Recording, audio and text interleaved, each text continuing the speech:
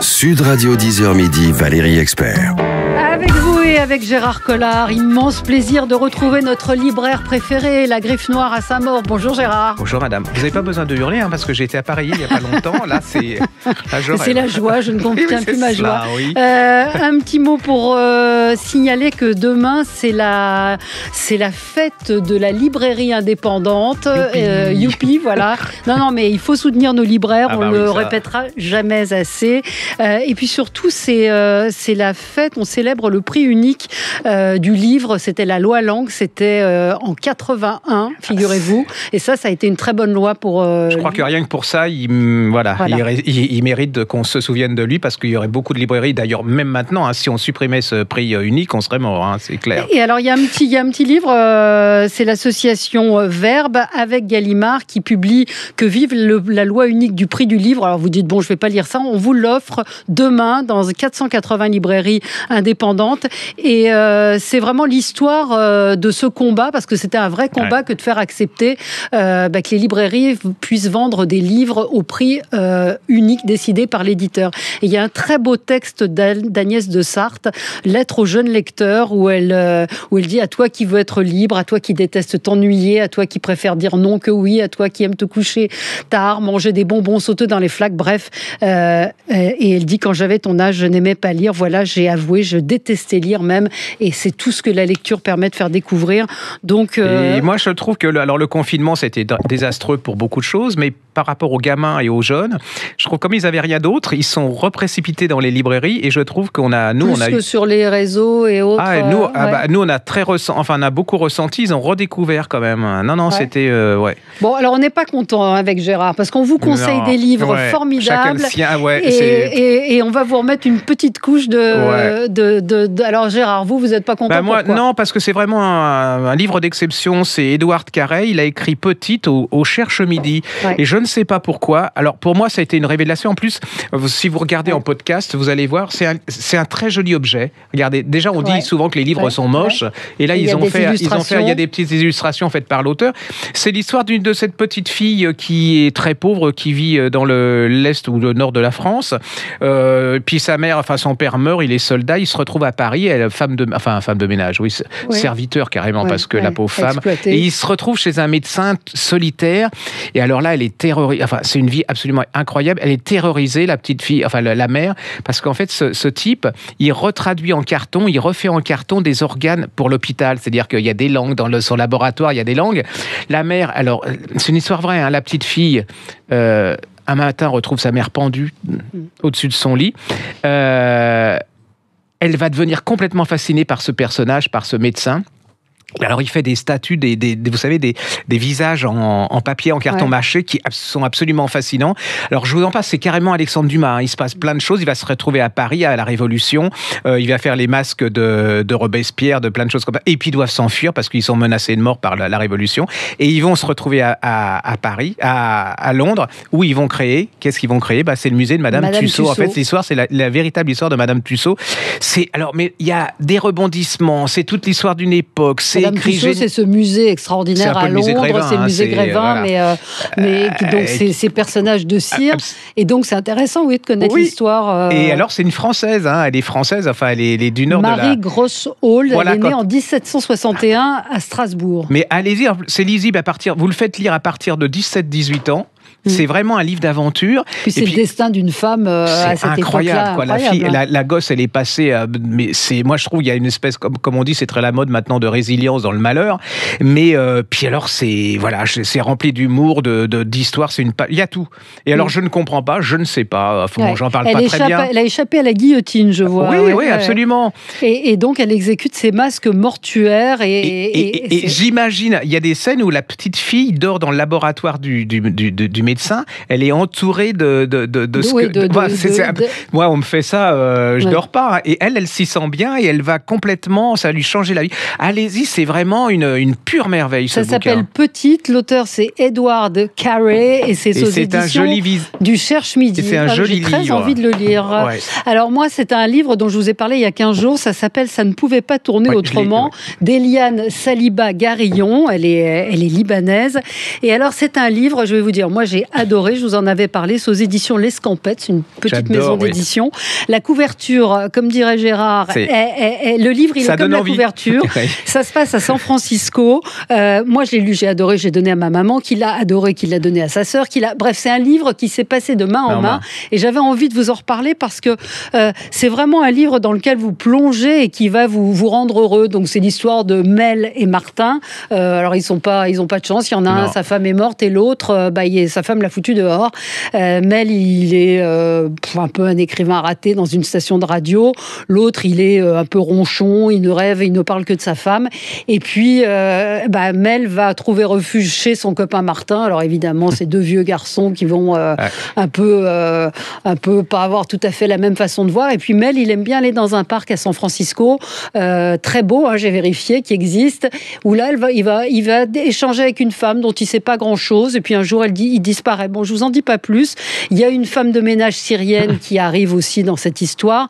C'est drôle, c'est sympa, c'est tendre, et ça vous fait passer un super moment. C'est ce qu'on appelle le livre doudou. Ouais, c'est-à-dire, c'est des livres dont on se souvient comme ça, qui sont assez réconfortants quand même. Et c'est vraiment sur ces deux hommes, cette amitié qui est très drôle. Donc, ça ne pouvait pas tourner autrement. Si vous voulez passer un bon moment, allez-y. L'auteur, Eliane Saliba-Garillon, aux éditions L'Escampette. Je vous propose deux petits polars qui sont exactement des livres médicaments. Vous savez, ça vous fait ça vous repeint vos neurones en rose, ça vous fait sourire. Vous voyez, il y en a marre, le Covid et tout. Alors, elle s'appelle Joanne Fluck, F-L-U-K. Et ça s'appelle Meurtre et Charlotte aux fraises et Meurtre et pépites de chocolat. Alors, c'est l'histoire d'une jeune femme qui retourne dans son village, enfin dans sa ville, et elle décide de créer une pâtisserie. Et alors, les cookies, vous voyez, c'est déjà rien que ça, vous êtes, en plus, vous pouvez les manger sans grossir, donc c'est super. Mais tout va bien, juste au moment où il y a un de ses commis qui est retrouvé mort derrière sa pâtisserie. Là, gros problème. Elle a un oncle, et cet oncle, il est shérif, et il décide, il n'est pas très à la hauteur, donc il lui demande son aide. Alors là, elle est géniale, autant pas comme pâtissière que comme enquêtrice. Ouais. Et vous allez vous balader. Alors, c'est plein de rebondissements. C'est léger, c'est pétillant, c'est drôle. En plus, c'est un vrai polar, c'est passionnant. Et ça, c'est pour vous, parce que moi, je ne m'y risquerai pas. Il y a un carnet de recettes de cuisine de toutes les recettes qu'elle fait dans sa pâtisserie. Alors, moi, j'étais un peu sceptique. La couverture est superbe. C'est tout en rose. Je me suis dit, c'est encore un truc pour, vous savez... un peu neuneux. Et pas du tout, vous êtes complètement dedans. C'est sympa comme tout. C'est les deux premiers. Alors, le premier à lire, c'est Meurtre et pépites de chocolat. Après, vous pourrez les lire dans le désordre, mais là, il y a la description de la personnage. C'est génial. Vous mangez des pâtisseries, vous les dégustez, vous grossissez pas. Et puis, il y a une enquête. Alors, j'ai appris que ce genre de polar, de roman policier, ça s'appelle des cozy crime. Oui. Parce que j'ai découvert aux éditions de La Martinière, alors ça va paraître dans quelques jours, Les Dames de Marlowe enquête. Donc, c'est pareil. Ça s'appelle Mort contre triple. Alors là, c'est l'histoire d'une... C'est évidemment, pas sans rappeler Miss Marple. Oui. C'est qu'en fait, ce sont des enquêtrices qui ne sont pas des flics. C'est des enquêteurs amateurs. Là, c'est une dame. Alors, elle a 77 ans, elle boit du whisky, elle se baigne toute nue dans la Tamise, elle est un peu folle, un peu excentrique. Son voisin est retrouvé mort. La police ne croit pas que c'est un meurtre. Et là, elle va se mettre à enquêter. Et alors, ce qui est marrant aussi, c'est qu'il y a comme elle est fan de mots croisés, il y a des grilles de mots croisés à l'intérieur. Et donc, c'est cozy crime, c'est pas de sang, pas de violence, pas de détails gore. Ça se passe en général à la campagne, ça fait du bien. Ouais. Donc, on rappelle, Meurtre et pépites de chocolat, c'est aux éditions du Cherche Midi. Encore une fois. Ouais. L'auteur s'appelle Anna Swenson, et celui-ci qui va paraître chez La Martinière, c'est vraiment sympa à lire, c'est divertissant. Les Dames de Marlowe enquête, ça s'appelle Mort contre triple. Et les critiques en parlent pas beaucoup parce que ça fait, c'est pas franchement, mais franchement, ça fait énormément de bien. Moi, on va rester dans l'Angleterre. Et alors, j'ai adoré. Je suis tombé par hasard. Elle s'appelle Alatea Fitzalan Howard. Oui. Ça s'appelle Dans l'intimité des Windsor. C'est chez Stock. Oui. Alors, c'est son journal. C'est une petite partie de son journal parce qu'elle meurt. Du journal de qui ? De l'auteur ? Oui. En fait, cette femme, c'est la fille d'une famille absolument aristocrate, grands aristocrates anglais. Son grand-père était le dernier vice-roi d'Irlande. Arrive la guerre, elle a 18 ans. Et donc, ses parents s'entendent pas bien. On l'envoie chez son grand-père. Et son grand-père, il habite alors dans un cottage. Alors, ce qu'ils appellent un cottage... Vous savez, c'est carrément le château de Versailles, quoi. Le cottage. Et ce cottage, il est à côté du château de Windsor. Et elle s'ennuie avec ce grand-père et elle va se balader. Et là, elle va rencontrer toute la famille royale, la princesse reine, Margaret, la reine Elisabeth. Voilà, mais elles ont l'âge. Et alors là, elle décrit au jour le jour. Alors déjà, elle n'a pas la langue dans sa poche. Déjà, on découvre qu'Elisabeth, avec le prince Philippe, déjà, elle est super amoureuse. Ouais. Et elle lui dit, moi, c'est pas mon type, c'est vraiment... Et là, vous allez découvrir c'est ce qu'ils disent, mais c'est très vrai, une reine Elisabeth, une jeune fille, qui est complètement différente de ce qu'elle est. Enfin, c'est ce qu'elle est vraiment, mais qu'elle a caché derrière après ce masque tout l'apparat. Et elle est drôle, elle est vive, elle est pétillante. Alors, elle est déjà consciente de ce qu'elle est. C'est pas, elle est rigolote, mais enfin, faut pas non plus. Et alors, cette jeune fille, elle a pas de. Ses parents sont très durs avec elle, et elle va retrouver une sorte d'intimité, d'amour familial à travers la reine et le roi, le père d'Élisabeth. Ça se lit, c'est des petits chapitres. Et puis alors, elle décrit les vêtements, elle est méchante comme tout, en disant, mais il est habillé n'importe comment. Et puis, vous allez voir que, alors, il y a les bombes, parce qu'on voit, il y a des thés, ils boivent le thé, ça a les trucs, tout le monde aux abris. Et c'est très, voilà, j'ai l'impression, vous voyez, on est dedans, puis ça parce que c'est une contemporaine, en fait. Donc, Alathea Fitzalan Howard, c'est une contemporaine de la reine Elisabeth. Absolument. Et c'est ces années entre 1940 et 1945, donc pendant la guerre aussi. Donc et elle l'a jamais trahi, c'est-à-dire qu'elle a traduit, on lui a donné, le journal est paru, mais avec l'autorisation de la reine après, alors qu'elle raconte l'histoire de cette nurse anglaise qui a fait une biographie de la reine, enfin enfant, et qui a été tricard au niveau de la famille royale,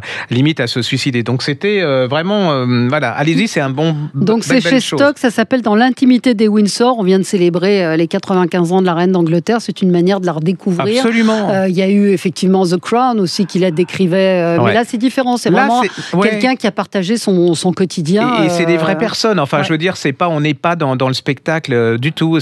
En plus, elle n'était pas sûre de le faire paraître, elle le faisait, elle était toute jeune, c'était pour elle. Donc, un truc extraordinaire, c'est un polar, ça s'appelle La Quarantaine, c'est au Rouergue Noir de Peter May. Alors Peter May, c'est un énorme écrivain de polar anglo-saxon, nous on le connaît maintenant, on commence à le connaître en France, mais c'est pas... Et là, il a écrit, en 2005, il va voir son éditeur, il lui propose un livre, un polar, qui se passe à Londres. Londres est sous pandémie, c'est-à-dire que les gens attrapent une espèce de grippe à travers les postillons, il faut des masques, on confine les gens, il y a limite des bagarres, et alors l'éditeur lui dit, écoutez mon petit bonhomme, vous êtes célèbre, mais ça c'est pas plausible, donc ça marchera pas et tout, donc on lui refuse son polar, et là arrive, là il repropose en 2020, forcément l'éditeur, il plonge, et c'est un polar extraordinaire, c'est l'histoire de c'est le dernier jour d'un enquêteur, il va prendre sa retraite, c'est l'hécatombe, il y a des morts partout et tout, et là il découvre dans un jardin un petit squelette d'une petite fille,